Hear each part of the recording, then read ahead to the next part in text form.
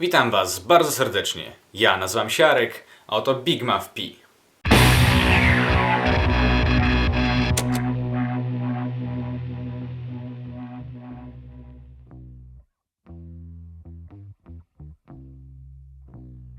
Big Muff P to efekt już legendarny, używany przez wielu światowej klasy gitarzystów, którzy swoje brzmienie oparli na m.in. tym efekcie. Uwielbiany za charakterystyczną barwę na stałe zapisał się w historii muzyki jako jeden z najważniejszych efektów gitarowych, będąc podstawą wielu rockowych utworów, jak chociażby Seven Nation Army zespołu The White Stripes.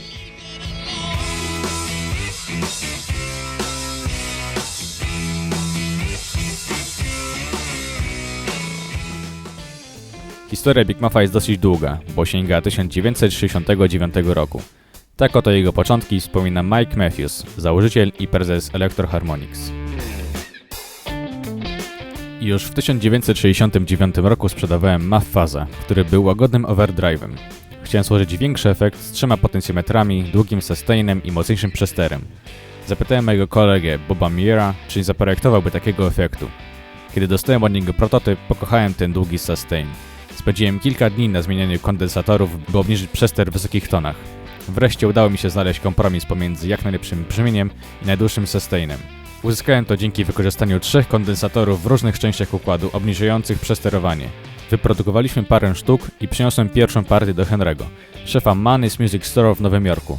Tydzień później przyjechałem do sklepu, by kupić parę kabli, a Henry zaczął do mnie krzyczeć: Mike, sprzedałem właśnie jednego z tych nowych Big Muffów Jimmy'emu Hendrixowi. Mike Mier stworzył obwód elektroniczny złożony z 4 tranzystorów krzemowych. Ten układ znacznie różnił się od Muff Fuzza, jak i każdego innego efektu fuzz w tamtym czasie. Również ze względu na to, że miał znacznie pełniejsze brzmienie. 2 tranzystory pełniły rolę wejściowych i wyjściowych wzmacniaczy sygnału, a 2 pozostałe odpowiadały za przesterowanie. Unikatowym elementem w efekcie jest potencjometr ton. Sygnał gitary jest w nim rozdzielany, a następnie przepuszczany przez nisko- i wysokotonowe filtry, po czym sygnały są ze sobą łączone.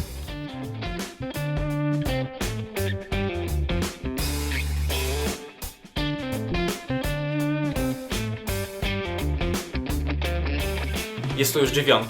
i jak na razie najnowsza wersja Big Muffa, nie licząc wersji Nano czy Bass. Zwana jest Classic Big Muff. Produkcja tej wersji zaczęła się w 2000 roku i trwa do dzisiaj. Dotychczas powstało 6 różnych modeli, z których każda wnosi jakieś niewielkie zmiany. Na przykład pierwsze modele miały inaczej wyglądające potencjometry, podobne do tych z lat 70. Później zostały zastąpione na prostsze. Wersja 9 Big Muffa jest czasem nazywana Reissue Big Muff, czyli reedycja Big Muffa. Jednak technicznie rzecz biorąc nie była nią. Odkąd w 1991 roku zaczęto produkować Big Muffy w Rosji, Mike Matthews zauważył, że istnieje również zapotrzebowanie na prawdziwie amerykańskiego Big Muffa. Od tej chwili Electro Harmonix zaczęło pracę nad nowym Big Muffem. Fran Blanche, założycielka firmy Franton, produkującej butikowe efekty gitarowe, jak i projektantka efektów w Electro Harmonix, gdzie pracowała od początku 1999 roku do lata roku 2000. To właśnie ona była odpowiedzialna za stworzenie nowego Big Muffa. Przez kilka miesięcy tworzyła prototypy.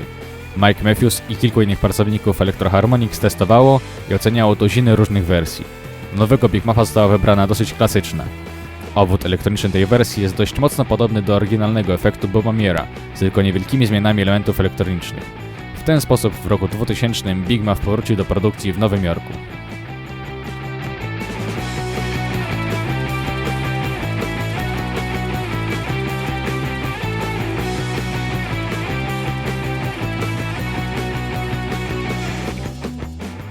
Przejdźmy teraz do budowy efektu. U góry znajduje się potencjometr volume, odpowiadający za głośność. Drugi to ton, w którym zmieniamy stosunek wysokich i niskich tonów. Ostatni to sustain, w którym regulujemy długość wybrzmiewania gitary.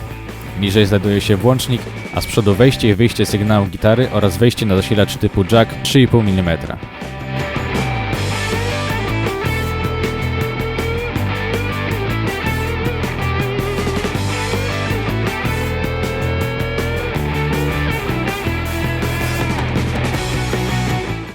U dołu pod małą przykrywką znajduje się również miejsce na baterię 9V.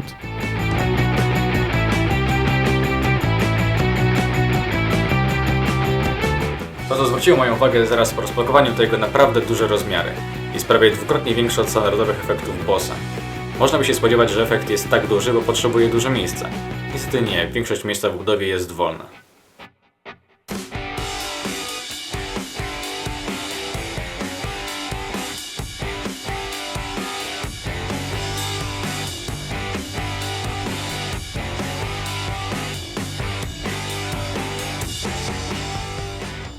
To, co mnie jeszcze zaskoczyło, ale tym razem pozytywnie, to potencjometr ton, który ma naprawdę szeroką rozpiętość. Od prawie samych wysokich tonów po same basy. Możemy uzyskać brzmienie jak ze starego radia albo telefonu lub naprawdę mięsiste brzmienie. I co najważniejsze, dodanie basów nie zamula nam brzmienia. Potencjometr sustain mógł być trochę większy zakres, bo szczerze powiedziawszy nawet po maksymalnym rozkręceniu nie jest on jakoś wyjątkowo długi. Jednakże należy brać poprawkę na to, że jak grałem na singlach, humbuckery pozwoliłyby uzyskać na pewno lepszy wynik. Samego brzmienia nie będę oceniał, to będziecie mogli sobie sprawdzić sami oglądając test. Natomiast mogę powiedzieć tyle, że nie spodziewałem się, że efekt będzie brzmiał tak dobrze. Granie na nim to sama przyjemność i naprawdę polecam sobie go kupić, zwłaszcza, że jego cena nie jest jakoś wyjątkowo wygórowana. Ja swój kupiłem za 200 zł. To się gry chyba się cieszy i niektóre utwory naprawdę potrafią zabrzmieć świetnie na tym efekcie. I to tyle na temat Big Muffa. Ja dziękuję Wam bardzo za uwagę, zachęcam do obejrzenia testu, jak również innych filmów. Cześć!